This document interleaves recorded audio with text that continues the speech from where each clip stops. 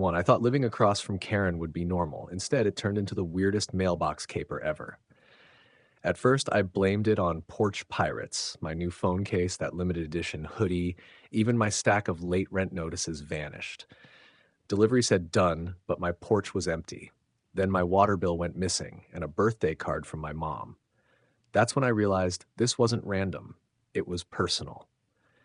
One morning, I saw Karen in her robe, tiptoeing across my lawn. She slipped letters into her purse like candy. I almost yelled, but stopped. I needed proof. So I bolted up to Home Depot and bought the world's sketchiest doorbell camera. It boasted night vision and motion alerts, like I was guarding Fort Knox. I pointed it at the mailbox and porch. Next day at dawn, I got the alert, motion detected. On my phone screen, there she was, Karen, flip-flops scraping the sidewalk, stuffing my mail into her Mary Poppins bag. She paused to check both ways like a school kid dodging a snowball fight. Then she walked back to her yard, mailbox loot in hand. I rewound the footage, zoomed in. There it was, her red-checked robe, fuzzy slippers, and that I'm royalty smirk. My thief was exposed. Instead of charging out, I made popcorn. If she wanted a show, I'd give her one. Every morning for a week, I woke up to alerts at 7:13 a.m. There she was again. Sometimes she even waved at the camera, like, "Good morning, Internet. I'm stealing your mail." Neighbors started talking. Craig from next door said, "Dude, I saw her sneaking off with your bills." He laughed when I showed him the video. "You gotta do something." I could have called the cops, but that felt too easy. Karen thrived on drama. I wanted something bigger. I wanted her tangled in her own lies, so I planned my move. Phase 1. Gather evidence. I downloaded every clip into a secret folder. Phase 2.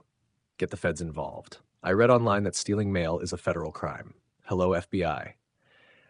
After work, I grabbed coffee and logged on to the official USPS inspector website. I filled out a report with the video link. I described her robe, the flip-flops, the exact time. I attached the clips. I hit submit. Then I sat back and waited. My phone dinged. "Thank you for your report." No biggie. It was an auto reply. But later, the emails started. "We received your evidence. An inspector will review this case." Meanwhile, Karen kept stealing. One morning, she even grabbed my neighbor's mail by mistake. That clip was gold. Her face when she realized she held a stranger's Netflix bill? Priceless. I watched the view count on my camera app climb. I kept it private, though, didn't want her to know. A week later, I got a call from someone claiming to be a postal inspector. They wanted more details. They asked for my address. They hinted they might drop by. My pulse raced. This was working faster than I hoped. At 7:13 the next morning, Karen marched up again. But today she froze. From her porch, she saw a dark SUV pull up behind her house. Men in suits stepped out, badges flashing. She dropped my mail. Her jaw hit the ground. I stayed inside, watched the fireworks. My camera caught her dramatic double take. Then the inspector kindly asked her to step away from the mailbox. She stood there, mouth open, robe flapping in the breeze, as they read her Miranda rights. I poured a celebratory mug of coffee and sat on my porch. Biscuit, my Labrador mix, wagged his tail and snatched a mailer I left out, addressed, ironically, to Karen. Case closed? Not yet. The real fun is about to begin. Next morning, I woke up to a text. "Inspector Collins en route." I blinked at my phone while Biscuit drooled on my slippers. I hadn't even brushed my teeth, but I perked up. Today was the day the feds arrived. Sure enough, at 9 a.m., a black sedan rolled down my street. Two postal inspectors in crisp uniforms stepped out, badges gleaming. One was Inspector Collins, the other a younger guy named Ramirez. They carried notepads and a handheld scanner. They looked serious, like the Postal Service's version of Navy SEALs. I met them at the gate. "Morning," I said, shaking hands. Biscuit sniffed Collins's shoe, then wagged. Collins laughed. "That's a good sign," he said. "We're here to follow up on suspected mail theft." Ramirez pointed to my doorbell camera. "We reviewed footage. Can you walk us through it?" I led them inside. Over fresh coffee, I hit play on the looped videos. Karen creeping across the lawn, or stuffing envelopes into her robe pocket, tiptoeing back like a cartoon thief. Collins raised an eyebrow. "She did this daily?" I nodded. "Every morning at 7:13. Ramirez jotted notes. "And you never confronted her?" "Nah," I shrugged. "I wanted proof before calling it in." They exchanged looks. "Smart move," Ramirez said. Back outside, we strolled to Karen's yard. I pointed at the hedge where she ducked behind. She'd come through here, cut my mail open, and toss junk mail onto my porch. Collins knelt, scanned the ground with his device. Looks like dried glue residue, probably from forced open envelopes. I felt a tingle of vindication, but the inspectors weren't done. They asked me to fill out a sworn statement. I did it in my living room while Biscuit curled at my feet. The statement detailed every missing item: credit card bills, birthday cards, junk mail. Hell, even my Netflix DVD from 2009 had vanished. I signed at the bottom with a flourish. Collins said, "We'll compile this and refer it to the U.S. Postal Inspection Service. If they approve, you might see a formal subpoena for Karen." I almost cheered. Instead, I nodded and handed Biscuit a treat. A week passed. Meanwhile, Karen laid low. No rope stakeouts, no missing mail reports to the HOA. I suspect she knew something big was coming. Neighbors started high-fiving me like I'd won the lottery. Mrs. Patel from 2 doors down slipped me cookies and said, "Justice tastes sweet." Then came the call from Inspector Collins. "We have a warrant for her property. We'll need your testimony." The phrase, "warrant for her property," sounded like a raid in a crime show. I marked the calendar.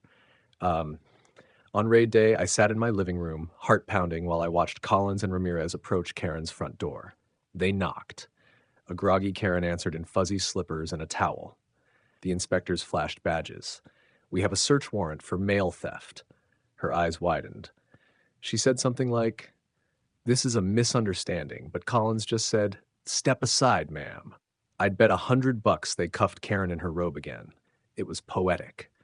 Biscuit barked a triumphal bark as she staggered out, clutching her robe, her hair wet. The inspectors led her to their sedan. She glared at my house 2 doors down, lips quivering with fury and humiliation. That afternoon, Collins dropped by my porch. He gave me a folder, copies of the warrant, Karen's statement, full of lies, and a list of charges: mail theft, obstruction, misuse of USPS property. He told me she'd face federal penalties, possibly jail time. I tilted my head. This is bigger than I imagined. Collins patted my shoulder. "She picked the wrong house. Cameras don't lie." He handed Biscuit a sticker. "I helped catch a mail thief." Ramirez laughed as Biscuit devoured a treat. By evening, the news vans showed up: local Channel 4, Tech News Online, even a freelance blogger. They interviewed me on my porch. I kept it cool. "I'm just happy they looked into it," I said. "I believe in community, not chaos." Biscuit sniffed the mic stand, flopping his ears. Karen's fall became the talk of the town. People joked they'd look twice before tossing old flyers. I got calls from other residents who suspected her of swiping their mail. They thanked me for speaking up. That night, I sat on my porch swing, sipping tea and watching the stars. Biscuit lay at my feet, exhausted from barking at every car. I realized the story wasn't over. Karen's federal case would take months. She'd still fight, still deny, still cling to her HOA clipboard. But the cameras had won the first round. And me? I was ready to document every next move, one viral clip at a time. It was a chilly Tuesday when I got the call from Inspector Collins. The U.S. Postal Inspection Service wanted me to testify in the grand jury hearing. My heart skipped. A grand jury? That meant Karen's case had officially gone federal. I glanced at Biscuit. He wagged, clueless. 2 days later, I walked into the federal building wearing my Sunday best polo and jeans, business casual but ready for federal business. The security guard directed me through a metal detector. I set my keys and phone in a tray, then stepped inside the hushed hallways. The place smelled like leather chairs and serious talk. A burly marshal led me into a small room, a row of chairs, a long table with 8 jurors, all scribbling notes. At the head sat a stern-looking prosecutor with a stack of files thicker than a dictionary. I took my seat at the witness stand. Biscuit would have loved this. He'd probably nap on the jurors' feet. The prosecutor smiled. "Mr. Tanner, thanks for coming. Please describe what you saw." I cleared my throat. I installed a doorbell camera after my mail vanished. Week after week, I filmed Miss Franklin taking letters from my mailbox. I hit play on the tablet he passed me. On screen, Karen tiptoeing across my yard, grab pocket sneak retreat, evidence 23A. The jurors leaned forward. The prosecutor asked, "Did you confront her?" I shook my head. "I reported it to USPS first, then waited for the inspectors." He nodded. "You acted responsibly." Next, defense counsel rose, a sharp woman in navy blue. She looked at Karen's mugshot pinned beside her. "Mr. Tanner, isn't it true you and Miss Franklin had an ongoing dispute over your front door color?" I blinked. "They went there?" I swallowed. We disagreed on aesthetics, yes, but color has nothing to do with mail theft. She tried again. And you admit you installed a high-tech camera to spy on your neighbor? The jurors scribbled. I squared my shoulders. I recorded my own property. That's legal. The marshal gave me a thumbs up under the table. They played more clips. Karen's frantic hand rummaging through bills, pocketing the water statement, ripping apart a birthday card. The audio had her muttering, "I can't let him see this." The jury gasped. The defense attorney whispered into her phone. After an hour, they dismissed me to the hallway. I felt like a rock star, if rock stars testified against greedy housewives. As I walked out, neighbors waiting in the lobby peeked and waved. One man patted me on the back, saying, "Nice work, hero." I grinned. 2 weeks later, I got the grand jury's letter. Karen was indicted on 3 counts: mail theft, obstruction of correspondence, and conspiracy to deprive residents of their snail mail. She'd face up to 5 years in prison. I read it twice. 5 years for stolen junk mail. I laughed so hard tears ran down my face. Biscuit barked, probably thinking I dropped biscuits. Meanwhile, word spread through the neighborhood like wildfire. Mrs. Patel emailed me a cake recipe titled Postal Justice Pound Cake. Craig built a mini mailbox-shaped trophy with "World's Best Whistleblower" engraved. The HOA board quietly updated their rules to require any color disputes to be filed in writing, with a 2-day cooling-off period. Karen's lawyer scheduled an arraignment. I watched the live stream. She shuffled into the courtroom wearing a gray tracksuit, looking more ragged than I'd ever seen. When asked to enter a plea, her voice cracked. Not guilty. The judge set bail at $10,000 cash. She sat down, staring at her lawyers with panic in her eyes. After the hearing, her lawyers cornered me outside. One muttered, "We have to negotiate." Another slipped me a business card. I tucked it in my pocket. "Best of luck," I said. They scuttled off like cockroaches. That evening, I posted a neighborhood update. Karen Franklin indicted for mail theft, awaiting trial. Remember, cameras don't lie. Comments flooded in. Karma. About time. Mail call. Ho. Even the mayor chimed in. I closed my laptop and stepped onto the porch. Biscuit ran circles around the mailbox. I scratched behind his ears. "We did good, buddy." The porch light glowed warm against the cool dusk. No drama. Just peace. But one thing was clear. Karen had sparked a federal case, embarrassed herself, and lost her freedom. And this roller coaster wasn't over. Trial was next, and I planned to be there, camera rolling. The question wasn't if Karen would pay. It was when. Court day arrived faster than I thought. The tiny courtroom smelled like old coffee and nervous energy. I sat in the front row, Biscuit curled at my feet, ears perked. Across the aisle sat Karen, wearing her once crisp blazer, now wrinkled, eyes red from sleepless nights. Behind her, her lawyer whispered furiously. The judge called the court to order. Prosecutor Collins stood first. He played my doorbell camera footage on the big screen. Everyone saw Karen tiptoe across my yard at dawn, stuff my mail in her bag, then sneak home. He showed the grand jury transcript, my sworn statement, the inspector's report. The jury watched in stunned silence. Some glanced at Karen, pity in their eyes. When it was Karen's turn, her lawyer tried damage control. "Your Honor, my client suffers from a misconception. She believed certain flyers were trespassing materials." He fished out one of her flyers, slanderously claiming my mail was undesirable. She nodded bravely, lips pressed. Then the defense rested. The judge cleared his throat. "Members of the jury, you have heard evidence of repeated mail theft, a federal crime. If you find guilt beyond a reasonable doubt, mail theft carries up to 5 years in prison." He sent the jury out. The long wait began. Karen stared at the floor, biting her lip. I rubbed Biscuit's head. He nudged my hand, ready for the verdict. 40 minutes later, the jury shuffled back. The 4 persons stood. "We find the defendant, Karen Franklin, guilty of 3 counts of mail theft."